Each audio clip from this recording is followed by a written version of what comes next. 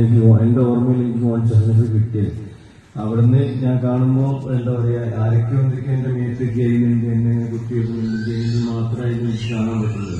പക്ഷെ എനിക്ക് എന്റെ ഉപ്പാനുമാരെ പോലും മനസ്സിലായത് വന്നതിന് ശേഷമായിരുന്നു. അപ്പോൾ അത്രക്കും ഒരു വലിയൊരു കേസ് വലിയ പാർട്ടിയിൽ നോക്കിയൊരു എന്റെ ലൈഫിൽ സംഭവിച്ചിട്ടുണ്ടായിരുന്നു. അവിടുന്ന് എനിക്ക് ഞാനത് ഒരു ലൈഫിന്റെ വളരെയധികം തുള്ളിച്ചാടി നടക്കുന്ന ആളായിരുന്നു. എല്ലാവരും എല്ലാ സ്ഥലങ്ങളിലും പോയി ഓടി നടക്കുന്ന ഒരാൾക്ക് എനിക്ക് ഞാൻ അവിടുന്ന് റീഹാബിലിറ്റേഷനിൽ എനിക്ക് ബോധം വന്നു പോലെ ഞാൻ ചിന്തിച്ചിട്ടുണ്ടായിരുന്നു ഫസ്റ്റ്. അതായത് എനിക്ക് പറ്റുമോ ഈ എനിക്ക് എന്റെ പഴയ ഫോട്ടോസും വീഡിയോസും കാണിച്ചു തരുമ്പോൾ എന്നോട് ചോദിക്കും ഞാനാണെന്നുണ്ടെങ്കിൽ ഞാൻ ഡൗട്ട്ഫുൾ ആയിരുന്നു. അതായത് ഞാനല്ല കാരണം ഒരിക്കലും എന്റെ രണ്ട് കൈയില്ല കാലില്ല തലയില്ല പഴുതില്ല അങ്ങനത്തെ സിറ്റുവേഷൻ ആയിരുന്നു. അപ്പൊ അവിടുന്ന് ഞാനല്ലാതെ ഞാൻ വിശ്വസിച്ചത്. പക്ഷെ അവിടുന്ന് ഡോക്ടർമാരെല്ലാവരും എന്നെ ട്രെയിൻ ചെയ്ത് എന്റെ കൂടെ നിങ്ങളിപ്പോൾ വന്നിരിക്കുന്ന പോലെ തന്നെ ഞാനും പോയിരുന്നു പല കാര്യങ്ങളും ചെയ്ത് എന്റെ ഭക്ഷണം കഴിക്കാനും നടക്കാനും കഴിയാനും സംസാരിക്കാനും ഒക്കെ പഠിപ്പിച്ചതായിരുന്നു. അപ്പൊ ഞാനൊരു ആക്ച്വലിയൊക്കെ ചെറിയൊരു കുട്ടി വളർന്നു വരുന്നിരിക്കുകയായിരുന്നു എല്ലാവരും ഡോക്ടേഴ്സ് വളർത്തി വലുതാക്കിയത്. ഇപ്പൊ ഞാനിപ്പോ എനിക്കിപ്പോ വയസ്സ് 25 വയസ്സുണ്ട്. പക്ഷെ അതിനുള്ള ഒരു ഫിസിക്കൽ ടീച്ചും ഒന്നും ഇല്ലാത്ത സിറ്റുവേഷനായിരുന്നു. ഫിസിക്കലി മെന്റലി ഒന്നും ഇല്ലാത്ത സിറ്റുവേഷനായിരുന്നു ഞാൻ അവിടെ ഹോസ്പിറ്റലിൽ ഉണ്ടായിരുന്നു. പക്ഷെ അവിടുന്ന് ഞാൻ ഡോക്ടർ പറയുന്നത് അത്രയും ഡീപ്പായിട്ട് ഒരുപാട് സഹിച്ചിട്ടുണ്ടായിരുന്നു. ഞാൻ അവിടുന്ന് എന്റെ ജേണിയിൽ ഞാനൊരു എന്റെ ഉമ്മപ്പേരുടെ കൂടെ ഹോസ്പിറ്റലിൽ ഉണ്ടായിരുന്നു. അന്ന് ഞാൻ കരഞ്ഞുകൊണ്ടിരിക്കുകയായിരുന്നു. ഞാനൊരു മ്യൂസിഷ്യനാണ്.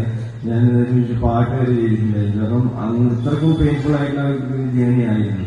അവിടുന്ന് കഴിഞ്ഞ് ഞാൻ ഇപ്പം അത്ര നല്ലൊരു ഹാപ്പിൽ എനിക്ക് എത്താൻ പറ്റിയത് എനിക്കിപ്പോൾ നിങ്ങളെ മുന്നിൽ ഇപ്പോൾ സംസാരിക്കാൻ പറ്റുന്നത് എനിക്കിപ്പോൾ നിങ്ങളെ കാണാൻ പറ്റുന്നത് നിങ്ങളെ സിറ്റുവേഷൻ ഓരോരുത്തരും മനസ്സിലാക്കാൻ പറ്റാനായിട്ട് ഒരു സിറ്റുവേഷനോട് എത്തിച്ചത് എന്നാൽ റീഹാബിലിറ്റേഷൻ സെന്ററാണ്.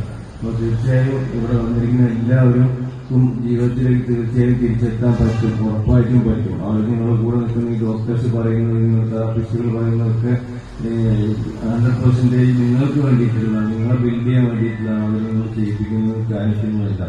അപ്പം അതിനുവേണ്ടി നിങ്ങൾ ഒരു കൂട്ടായി പ്രവർത്തിക്കാൻ നോക്കുമ്പോൾ മാത്രമാണ്. അപ്പോൾ ഈ ഒരു കമ്മ്യൂണിറ്റി റീഹാബിലിറ്റേഷൻ സെന്റർ എന്ന് പറയുന്നത് ഒരിക്കലും ഒരു രോഗിക്ക് ഒറ്റയ്ക്ക് അല്ലെങ്കിൽ ഒരു 3 മാസം 2 മണിക്കൂർ തെറാപ്പിയിലോ അല്ല ജീവിതം നിൽക്കുന്നത്.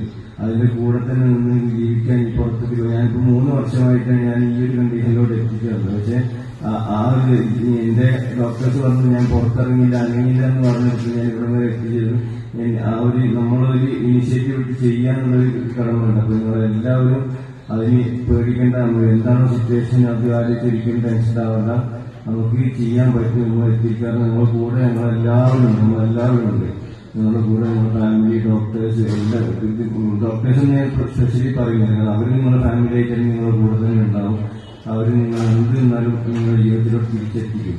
അങ്ങനത്തെ ഒരു റീഹാബിലിറ്റേഷൻ സെന്റർ ആയിരിക്കും ഇതും. എന്തായാലും എനിക്ക് അതിനുവേണ്ടി നിങ്ങളെല്ലാവരും കൂടെ നിൽക്കണം. നിങ്ങളുടെ കൂടെ ഞാനുണ്ടാവുന്നത് എനിക്ക് പറയാൻ അറിയില്ല എന്ന് പറയുന്നത് എനിക്ക് ആഗ്രഹമുണ്ട്. അപ്പോൾ എന്തായാലും നിങ്ങൾക്ക് എല്ലാവർക്കും പറ്റട്ടെ എന്ന് ഞാൻ പ്രാർത്ഥിക്കുന്നു.